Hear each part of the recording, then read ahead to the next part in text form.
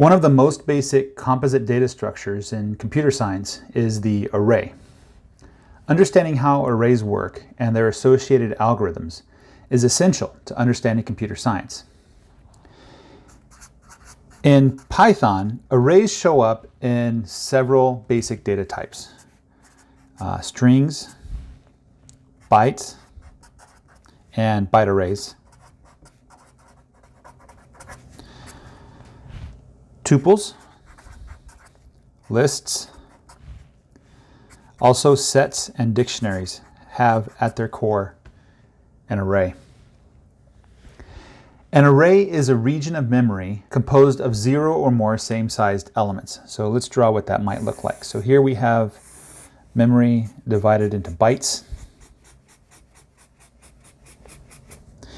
And we might say that we have an array that starts here, and it will have several elements, each 2 bytes in size. Suppose that this array started at address 850, and each element was 2 bytes wide. This array in particular is 1, 2, 3, 4, 5, 6, 7 elements long. And the second element would be at address 852, the third element at 854, and so on. You can calculate the offset as just the index times the element size. Let's put parentheses around those. Python, like many programming languages, uses a zero-based indexing. That means this first element is element 0. The second element is element 1, then 2, 3, 4, 5, and finally 6. Other languages use one-based indexing, particularly natural languages, like English and other spoken languages. The problem with one-based indexing is you have to subtract 1 from the index before calculating the offset.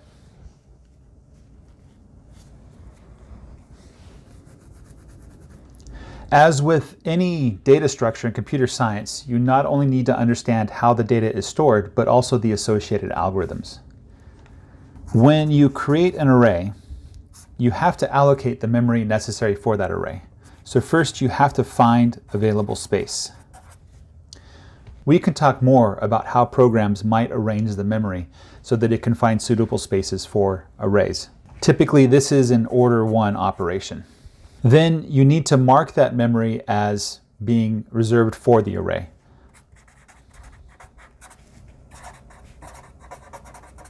This is also an order 1 operation. Oftentimes you'll want to create additional space to allow the array to grow. Some languages like C and C++ do not initialize the values in the array. It expects that you will do that in due course. Those languages give you a complete order 1 creation of the array, but eventually you have to populate the array anyway. Languages like Python expect you to feed it the elements of the array, so there is a linear behavior based on the number of elements you create the array with.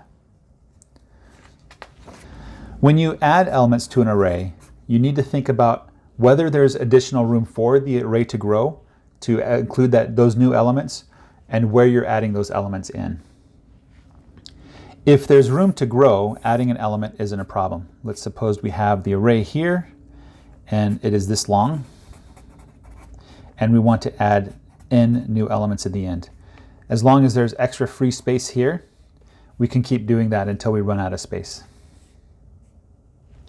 If you want to add elements in the middle, then you need to break the array and copy things over. So let's say we wanted to add here. So we have the array. We're going to make room for the new element. And we're going to, by copying the elements down. So we're going to copy this one down to the new space, copy that one down, copy that one down, and copy that one down, and copy that one down. And then finally we have room to copy the element in. So this is an order in operation because of all the elements that you have to copy across. The worst case is trying to add it to the beginning of the array. If there's not enough room for the array, then we need to copy the array to a new location in memory that has enough room. And this copy operation, even if you're adding it to the end, is order n. N, of course, is the number of elements in the array. A special case arises when you're adding elements to the end of an array repeatedly. If you were to do a very naive approach, you might say when we add one element, we create an array of size 1, and then we copy the element in.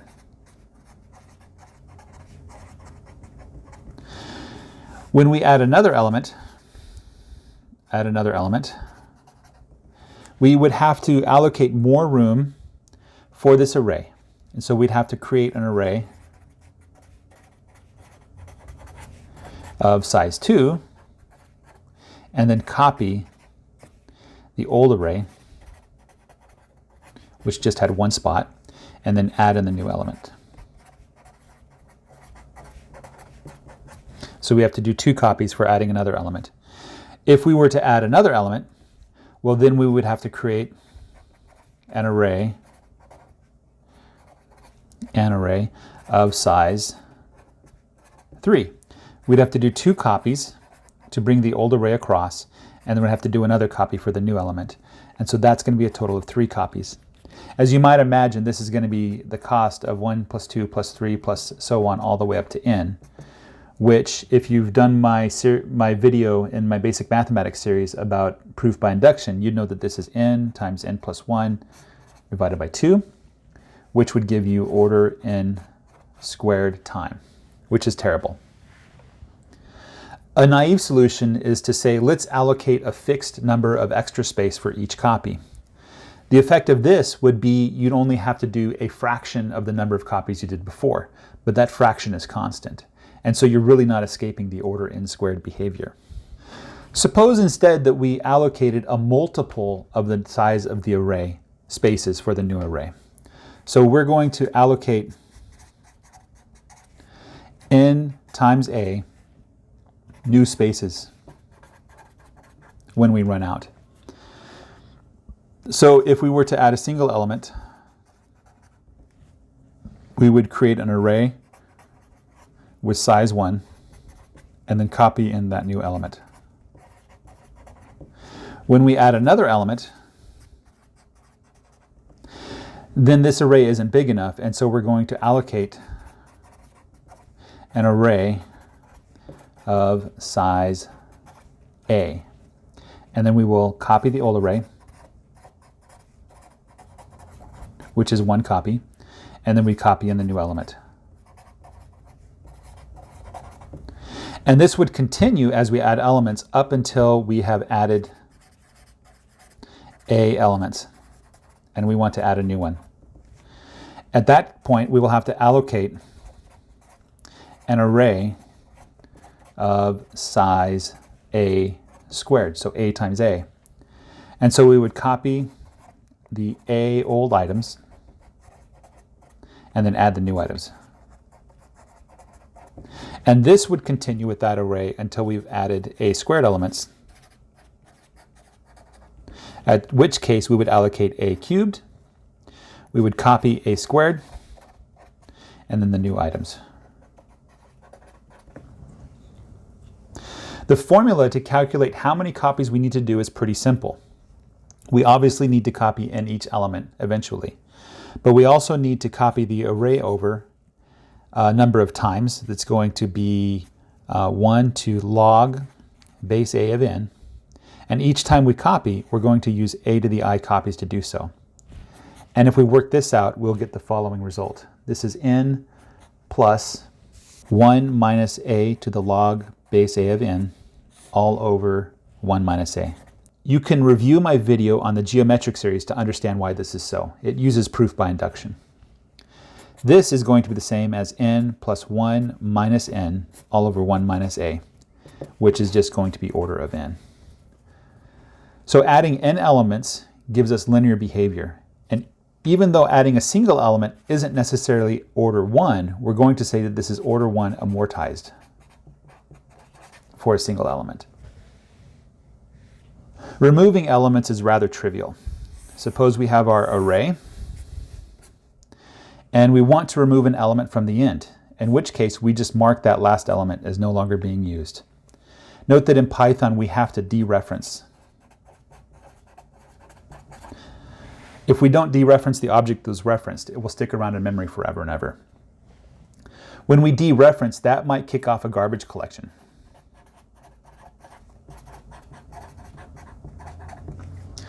And the garbage collection for whatever kind of object it is may have nonlinear behavior, non-constant behavior. However, we're going to ignore that because we don't consider the different types of objects that we might dereference. So removing an element is a constant operation when it's at the end. If we wanted to remove an element from the middle, what we would have to do is copy over that with elements that follow. This would be an order in operation. In terms of how much memory is used to do this, is just order 1 in memory, so it's constant in memory. Finding elements is rather trivial. If we have the index, then this is a constant lookup. We just calculate the offset based on the index. If we're trying to find by value, then at worst case, we'd have to look at every single element in the array. And so this is an order in operation in time, and it would be an order 1 operation in memory. If we want to find a sequence, then we can run into a particularly diabolical situation, order m times n, where m is the length of the sequence, and n is the length of the array. Modern databases will optimize this kind of lookup by identifying what values are common in the array. And if you have an uncommon value in the sequence, it'll look for that value first and then look at the neighbors to find that whether it's a match or not. Every developer I've ever met, including myself, loves to talk about sorting algorithms.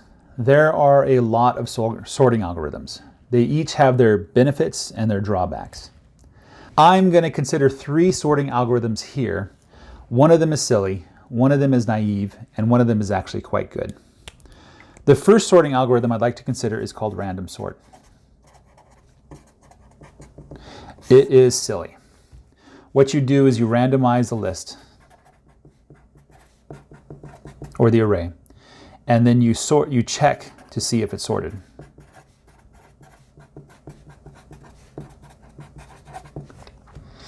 In order to get a list that's sorted, you'd probably have to shuffle it about n factorial times. And each time you check to see if it's sorted, well, that's an operation that requires checking each element. So doing that n factorial times will give you order n factorial times n, which is ridiculously bad. The good news is, though, it is constant in memory. Another kind of algorithm is called insertion sort.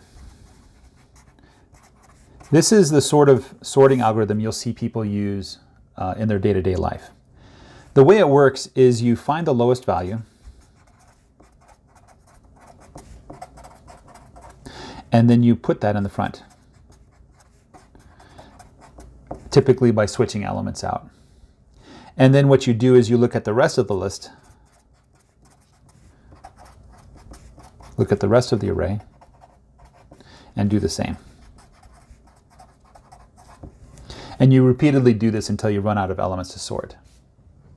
In order to calculate the complexity of the insertion sort, note that you need to check to find the smallest one a certain number of times. So the first element, you would have to look at each element, so that requires n compares. And then the next time you do this, you'd have to look at n minus 1 elements. And then after that, you look at n minus 2 elements, and so on, all the way up until you reach the end. The sum of this series is n times n plus 1 over 2, which we know is order n squared. This is pretty bad, but in terms of sorting algorithms, this is actually pretty typical. They don't get much worse than this. We can do better, however. Let's talk about merge sort.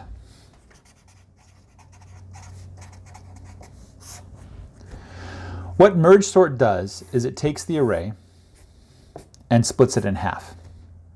And it says apply merge sort to the left half, and then apply merge sort to the right half, and then merge these two halves together into a single list that's all sorted.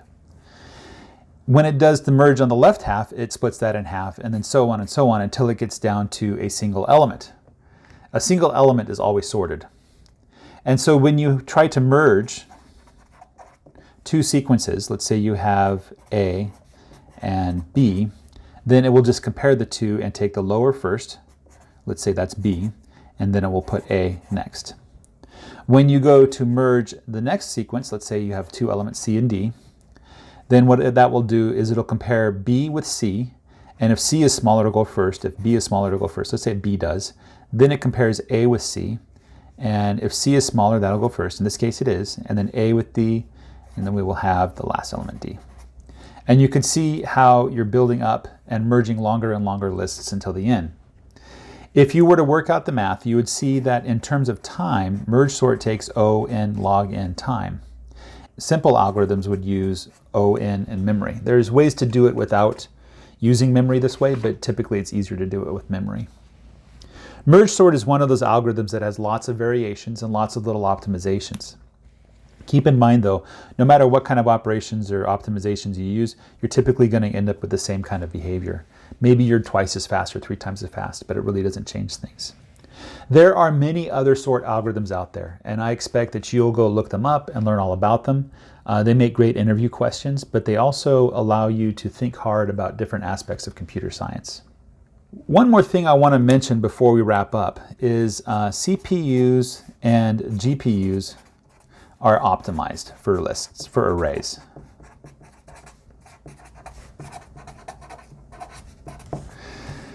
What this means is there's many things that are built into the silicon itself to make dealing with arrays much faster than you would otherwise think.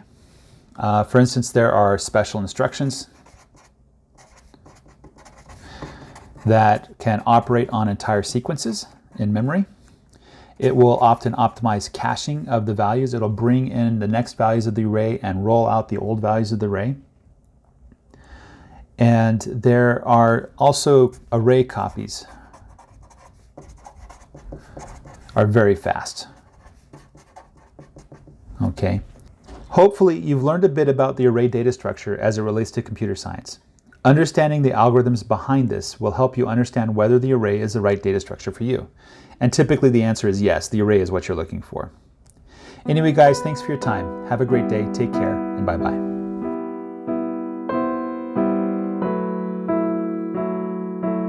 Thank you for watching this video on the theory of Python by Real Physics. Be sure to subscribe and ring the bell, like and share this video.